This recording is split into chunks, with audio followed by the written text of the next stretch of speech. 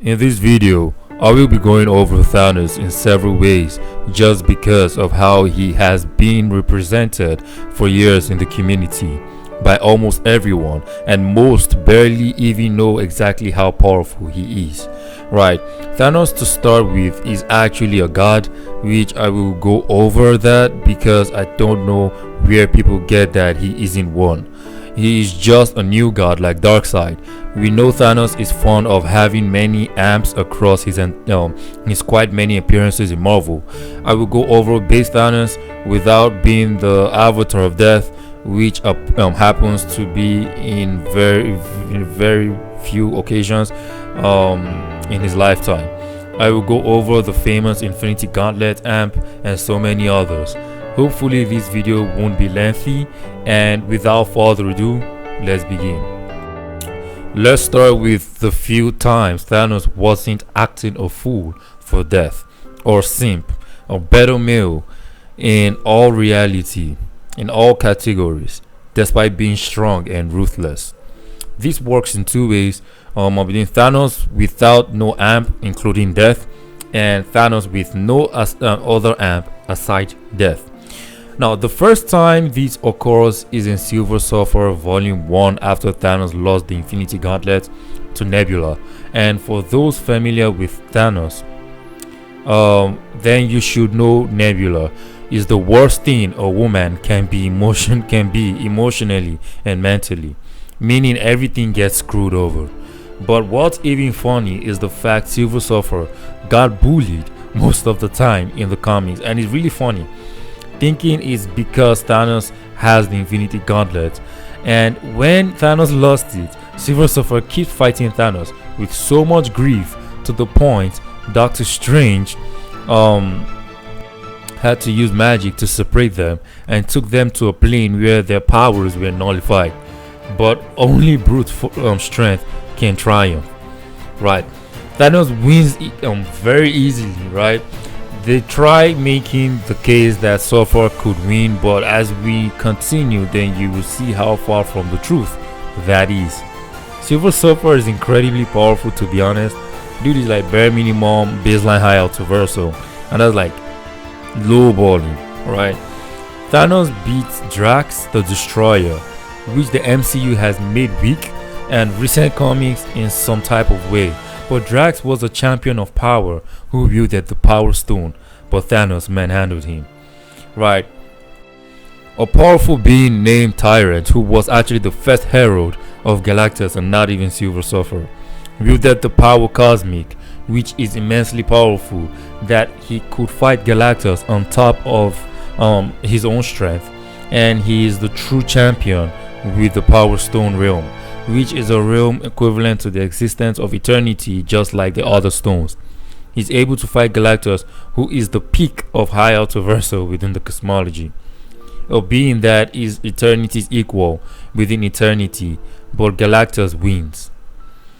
But Tyrant is immensely powerful, to be honest, but also Tyrant easily holds heralds captive and drains their power from them to strengthen himself, and as of now should be more than an enough rival for Galactus, and even tell Silver Surfer to fight him and see what the outcome will be.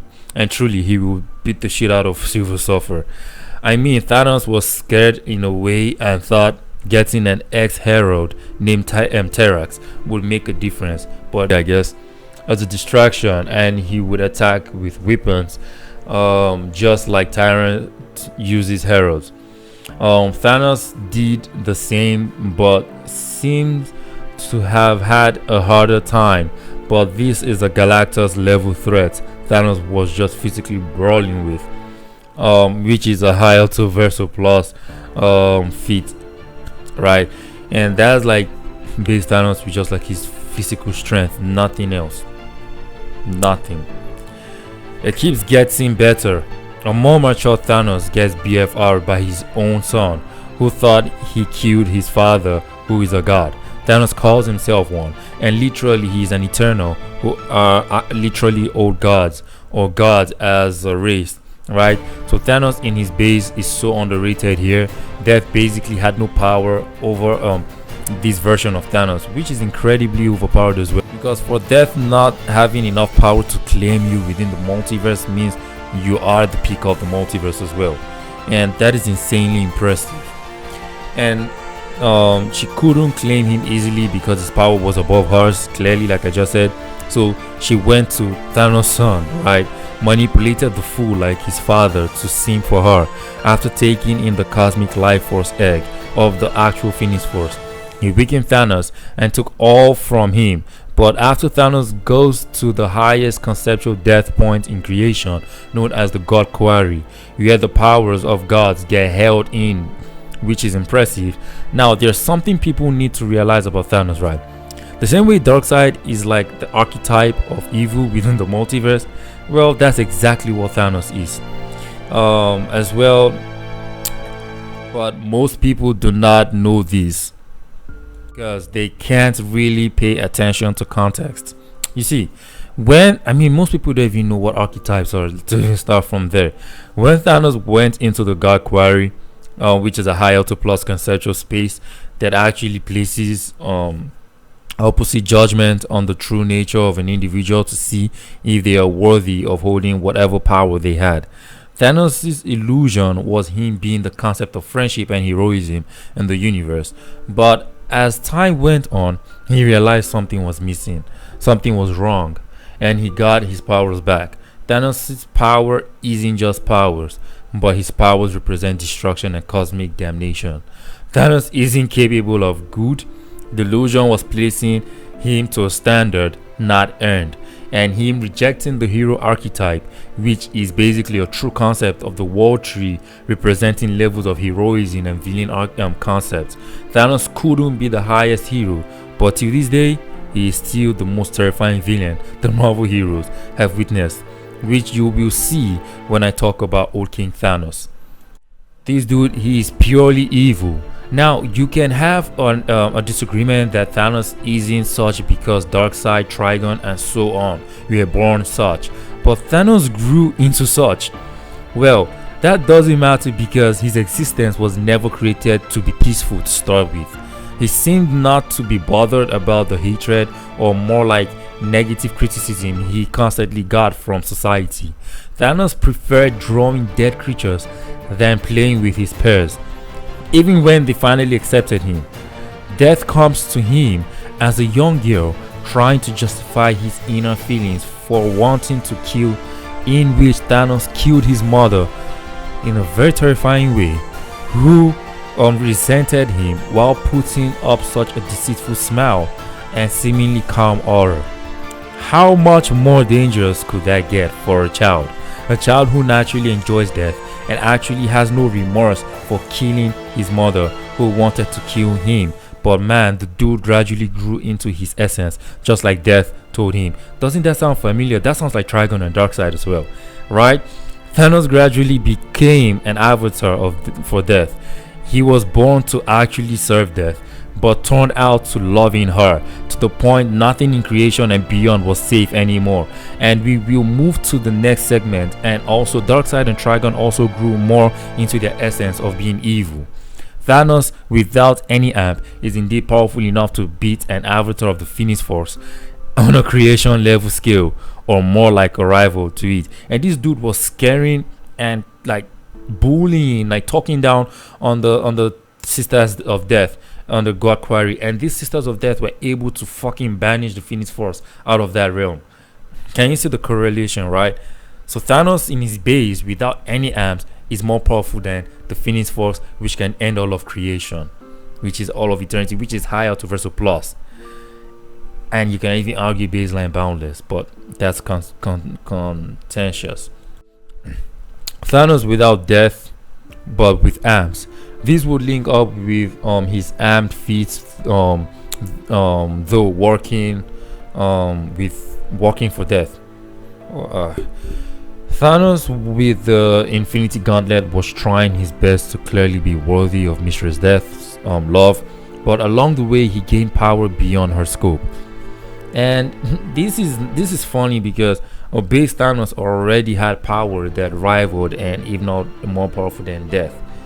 Alright, then with the Infinity Gauntlet it was a no-brainer, man, right?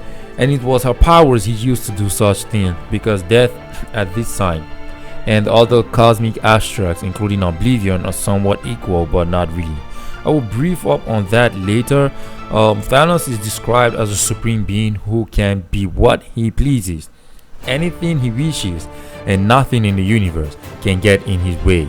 And only one word can describe him, which is God. The fact even the likes of Mephisto has submitted to Thanos, even for his own selfish benefit, is very impressive. Though Mephisto at this time is somewhat further, he is a being still bound by the multiverse of eternity, but as time goes on, he goes far beyond such. Mephisto still at this time is comparable to the Vishantis, which are higher to plus. Go watch my Mephisto vs Trigon video to get his scaling, and that video is pretty nice. Thanos is not bound by the laws of creation and can bend reality to his will. He is above death and more powerful than any force in creation. Thanos was so much of an issue that the Sky Fathers of creation want to team up against him, but are scared. Thanos cuts off not just Asgard, but other god realms away from creation. Let that sink in, because the god realms are largely inaccessible cardinal realms. Doom, Warlock, and Strange are also sort of scared they have to create a plan for him. Imagine such competent minds planning such together. Even Galactus started fleeing from Thanos. That is a problem. Silver Surfer compares Thanos to all the abstracts in their true form, except of course True Living Tribunal, Oblivion, and Infinity. Thanos really had power above all these abstracts, but also, to be honest, Adam Warlock is powerful and deserves a video of his own, which I'm going to do. He beat the crap out of Earth's heroes. I mean, dude could literally control Mjolnir. He can face off against the cosmic abstracts like the one above all celestial. Like, bro, though they are able to affect him, yeah, their powers did work in him, but they can't reign over him. Even a combined attack from boundless beings can't do anything to Thanos, and as Thanos clashing with eternity, he consumes him and becomes the universe itself. This is some Rookie Thor tier type of power. Know that each Infinity Stone has power rivaling a total aspect of eternity, and with the full thing, then you have power beyond low tier abstraction, which in Marvel is baseline boundless. Now, it is also nice to remember mid-video that without any amp except simping for death, Thanos entered Asgard, stole a weapon while Odin was weak, but guess what? He did this while making Mangog his boy. And actually this is just like an aspect of Thanos, not like Thanos like made a clone or something, and it's this clone that is doing this. And whatever power that clone has is Thanos who is feeding it, right? So go watch my Mangog video for context, but Mangog at this time was max high auto plus. Mangog says that Thanos' drive for death, destruction, and blood is far superior to his. Well, that further just backs up Thanos being pure evil. For Mangog to submit to you just means you are built different. Odin says, be it him being weakened or not. The mention of Thanos' name brings fear to him, and Thanos' name is comparable to 1,000 Ragnaroks. In context, that's as good as 1,000 dead eternities. Thanos drank some powerful thing Odin has. I've forgotten what it's called. Even with the God Blast, he wasn't moved. He says his will is death, and his death. Thanos had to be stopped with weapons powerful like the God Killer armor, while the Odin force runs through it. I'm not saying like he did, like sometimes my English can get fucked up. I'm saying like the weapon Thor used were like that of the God Killer armor, but it's not, right? And Odin force was running through it alongside Thor's power, like Thor's own strength, and Mjolnir on top, just to stop Thanos. Actually, a clone of Thanos. I have mentioned a lot quite now that I need to do a Quasar video because dude is impressive, to be honest. Now, during the passing of Aeon, I suppose, cosmic beings and all were there to honor Aeon. Also, it's impressive because Aeon is the totem in Marvel Comics, which is a topic for another day. Aeon Sphere is a realm or plane of existence for the totem, and where the true form of Aeon lies, because Aeon is the totem pole. The Aeon Sphere is connected to the cosmic axis, which shouldn't be a shock since he is the child of eternity, and part of what makes eternity himself is the cosmic axis, or the axis mundi, aka the world tree. And he went beyond abstraction, and what they basically mean by such is going beyond eternity's reach of observation, but yet Thanos just mocks him. Corsair is scared of fighting Thanos, but yet compares Thanos with the Infinity Stones to be a rival to Maelstrom, who is a direct worker for Oblivion. And this is where it gets very interesting and consistent with how broken the Infinity Gauntlet is. Earlier I mentioned Thanos was above abstracts except Infinity, right? Oblivion and Living Tribunal, who didn't even see the need to get involved. Corsair tries tapping into the Infinity Stones, but yet its power is finite to infinity. Alright? Because it isn't connected to that tier of reality. Now, if you want to see a good brief scaling of Infinity, but a very good scaling of Oblivion, so go watch my video on Oblivion versus Darkest Night and Scarlet King. It will be linked down below. I keep saying that Infinity is beyond Oblivion, but these cosmic abstracts are still very much equal, but aren't, and I think I have to make a video on them. Maelstrom is really OP to take on Corsair as the avatar of Infinity, being able to enter Oblivion's realm. And fun fact, Maelstrom would shit on the Chaos King, no difficulty. So let that sink in. Corsair tries to fight Thanos, and of course gets neck deeped. Thanos was able to bring back the previous owners of the quantum bands, but rather created new ones for each. Since Corsair is holding the original, which has been passed down, the power of such bands can negate and contain the explosion of eternity, which is what Corsair did with the ultimate nullifier. So Thanos could just casually create weapons that can blow up the eternity. That's insane. Not blow up or contain the entire power, or if eternity was to blow up, yes, such can contain such explosion. That's very impressive, honestly. Thanos has incredible unbounded hacks you can actually think of, right? Imagine anything years of comic characters like gods and concepts could do, both DC, Marvel, and any other franchise. Literally, natural laws of creation. Thanos can do it way worse. Like, he can manipulate everything. Imagine putting this dude against most of fictional characters and thinking he will lose. Then something is wrong with you. For those who say the stones don't work outside your universe, unless you haven't read enough comics or your brain can't work. Every being and artifact has a universal, multiversal, and omniversal version of each, right? Meaning Thanos used the true Infinity Stones, and the outside in Marvel doesn't follow core universal laws, but gives great room for greater unknowns to be known. Transcendental conceptuality beyond transcendental abstractions. Thanos has power completely over time. Anything anyone can do with time, he basically can do it, and way worse. Same with space, the soul, the mind, reality itself, anything that can be considered as being powerful. He is the apex of apexes, gods of gods, abstraction beyond abstracts.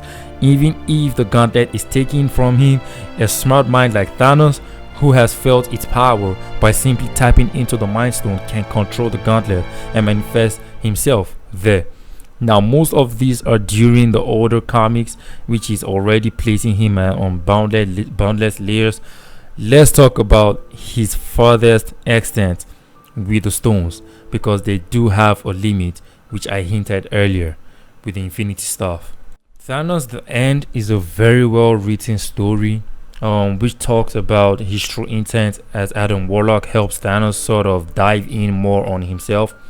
Thanos becoming what he became because he seeked strength and love, which led to him being evil and the avatar of death. His name literally means such, it means death. So Thanos is a character I don't like at all, unlike Darkseid, whom I like very well. That's why for 2 years or so I've been doing YouTube, I have not ever done a video on this dude. I really dislike simps. Even in real life, guys that put women on the pedestal, I dislike them so much. I personally, I really dislike simps even more than feminists, and Thanos is the greatest L of all time.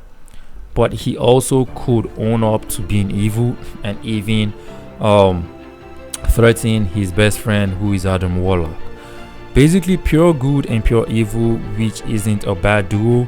Adam Warlock is as powerful as Thanos with all the amps Thanos has, right? Thanos beating everything in creation is something everyone must have gotten tired of seeing.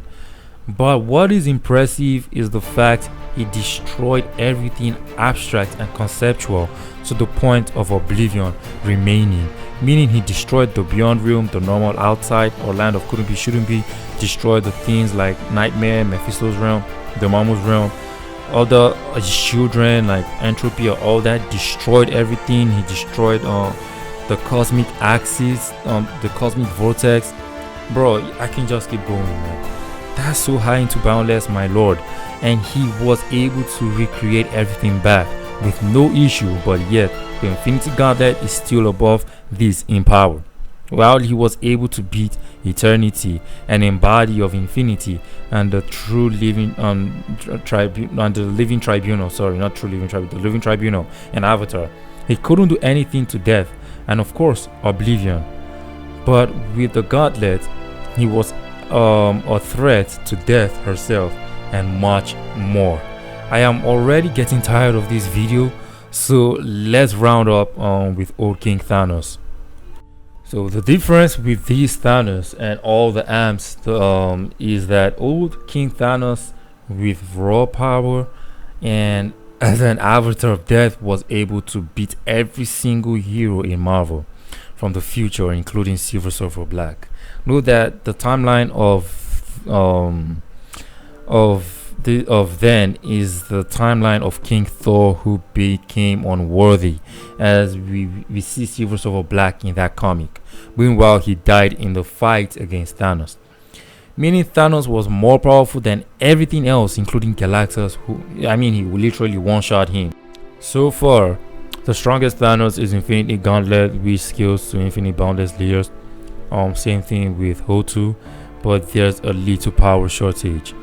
Cosmic Cube is next, followed by Asgardian Raid, then God Quarry Thanos, then Old King Thanos, and finally classic base Thanos, who is like Galactus tier. There's no single version of Thanos that is not at least boundless or massive low or peak high multiversal plus. This dude is overpowered, to be honest. Well, this is the end of this video. If you have any questions or anything, down in the comments. I'm entertaining. So if you found this video informative, please do to like, make sure you share, comment, subscribe. See you all next time. Peace.